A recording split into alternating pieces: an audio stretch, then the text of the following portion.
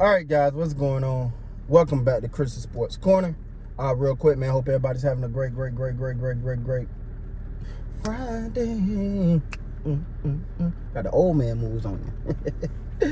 Nah, man, hope everybody's having a great Friday, man. It's Friday, whatever Friday means for you. I hope it's impactful and important and brings you joy and happiness. Now, let me say this, though. It's a gloomy Friday for me.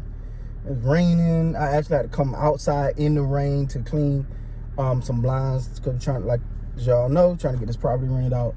And then also back and forth to work today, so that been kind of in the weather, so weather with weather come traffic. Anyway, some news on Pascal Siakim. We know he hurt his labrum, I think it was his labrum. They say he hurt it May 8th against the Grizzlies.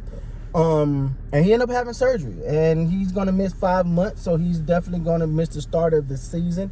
And that's big because for Pascal Siakim, this is a big year. This is a big year for him, in my opinion. This, to me, honestly, is a make it or break it year, guys. I got to be honest. It's a make it or break it year for Pascal because, he been kind of that anointed that guy. Like, you know what you got with Kyle Lowry, which is a weird situation in itself. You know what you got with him, but Pascal is supposed to be that guy. He's who the organization is supposed to be centered around. And he's had brilliant moments, man. But you need that consistently. Not necessarily brilliant, but you need great consistently for the way he's viewed.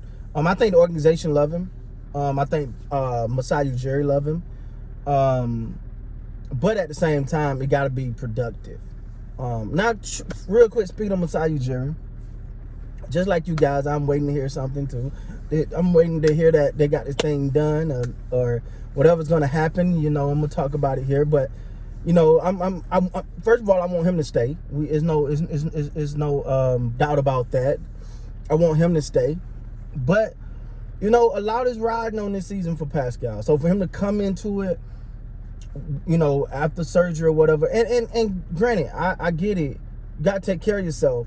And injuries are part of the game. But you don't want it to be another season, because normally what happens when a player come back from injury, they get back into the game, then it take time to get into game shape. And then once they get into game shape, then they start to find their groove again. And then by the time you done that, it's halfway through the season. So that could be a little bit of a downturn for Pascal. I'm on record saying I think he got the superstar potential, man. It's there. It's there in my opinion. It's got to be more consistent. Like, he has some games where he look all world, and then he has some games you were like, what in the world? But I think I'm high on him. I think he could do it. But as an organization, you can love someone as much as you want. You can have the highest hope for him. You got the biggest expectation for him. It's up to them to deliver that. And the Raptors now, the thing that I think helped Pascal Siakam is the fact that the Raptors, they don't normally, and I thought they got away a little bit from that decision. They don't play a superstar type offense. They play a team-friendly, team-oriented type of offense where it's not designed for one person to have to be the guy. It's designed for everyone to get going, playing well, everyone getting the rhythm. It's a team effort type of basketball, which I thought they really excelled that a couple years ago, and then this year, it kind of went the other way.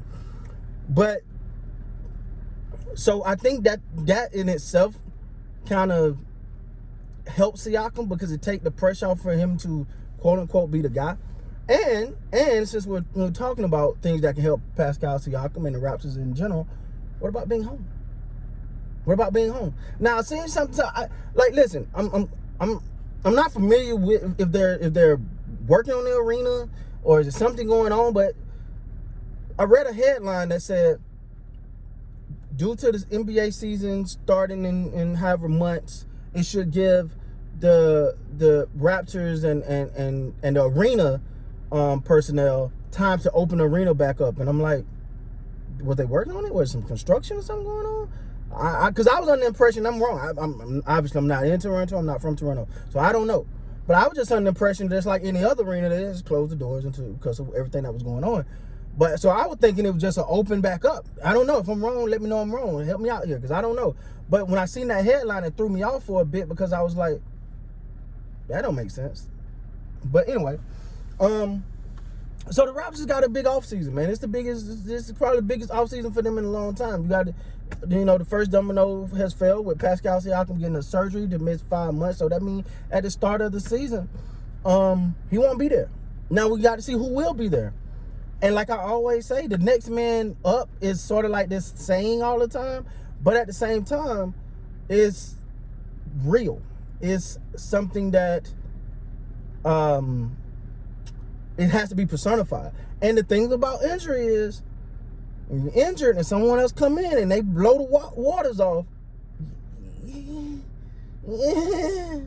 not saying that'll happen, not saying that's going to happen, but I'm saying there's always that possibility that somebody come in, blow the waters off, and now you're fighting for your spot again. I don't know. Just ask Drew Bledsoe about Tom Brady.